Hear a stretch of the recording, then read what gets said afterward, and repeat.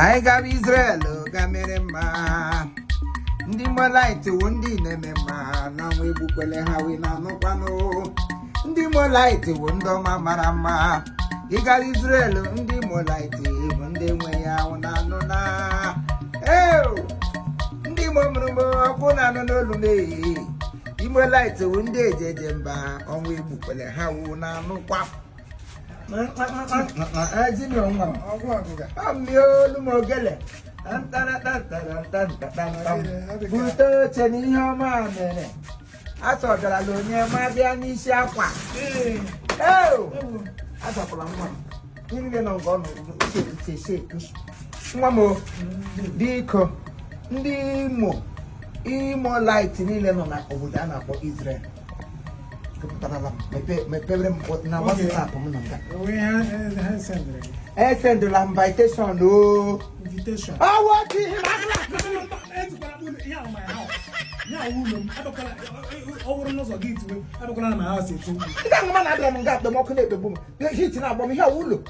They got some number no for by you with the local. Oh, my. Come on here. Any end there. That's the Imo people. Congress. Imo People's Congress. Yeah, why? Oh, Imolites in Israel. What do you have? That's Indimo.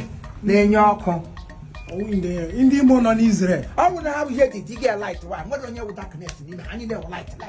Yes, Moto how progress and law. Any moto have any economy head after that moto. Oh, I'm requesting a moto. In a show 14 June.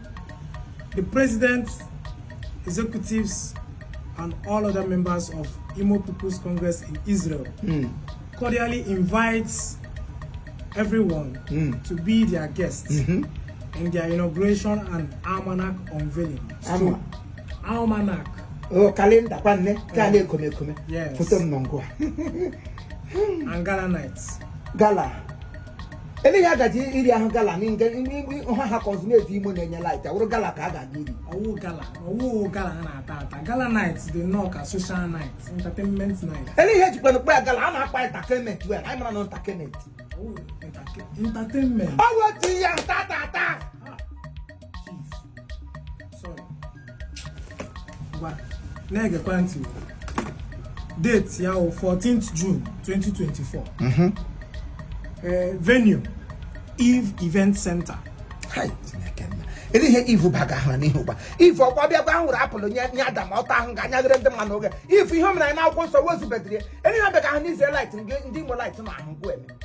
It is all you have, not all you have, all you want to call. No. Come here. Eve, Eve, wine, Isaiah, Eve. Anybody can answer. Oh, no, as Eve no work at store you job. Okay, yes, happen. Eve Event Center, number 15 Yard, Harustim Street, opposite police station, Hamaska. Gumadala, address line when I tell a chief, Genevieve, I'm Gula. Tell Aviv. Oh, what to JJ? Ah. Time here 7 p.m. Now, but from 7 p.m. to Mama to Mother call. Yes. And then I has president of the Imolites in Israel. Yawo Maazi Kensele Obinna Ike.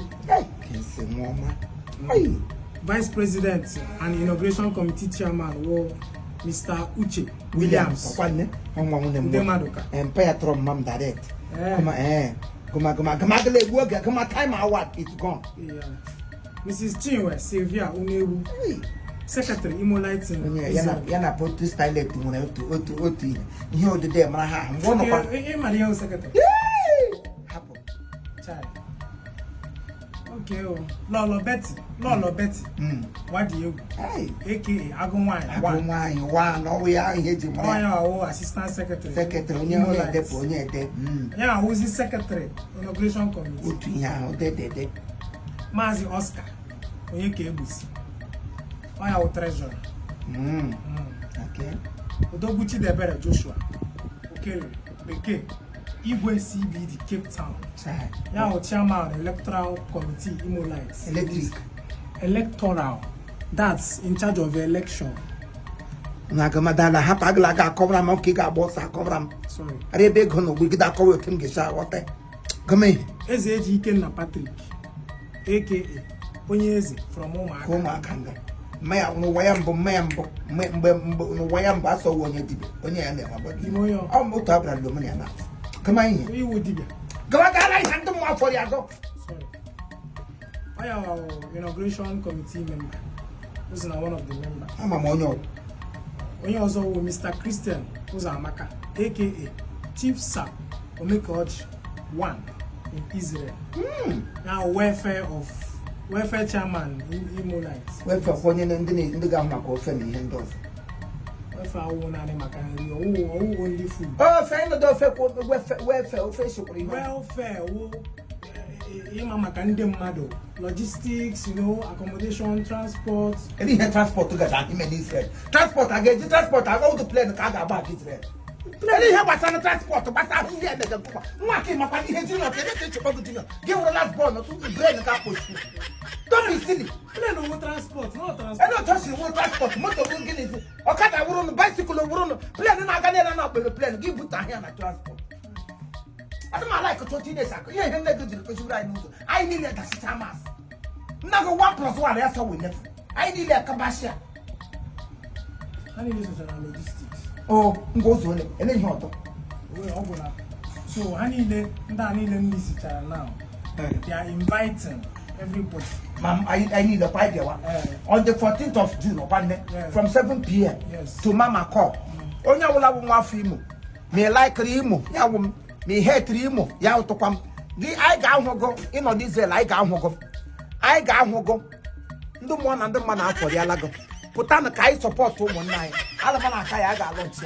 I make no wine of it.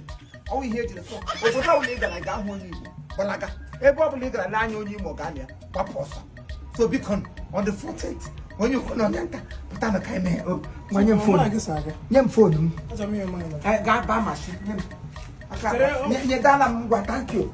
Ga in your washing. Here, Kelly, where get me, I got going to go war the other. Or call you.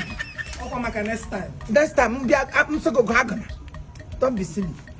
You are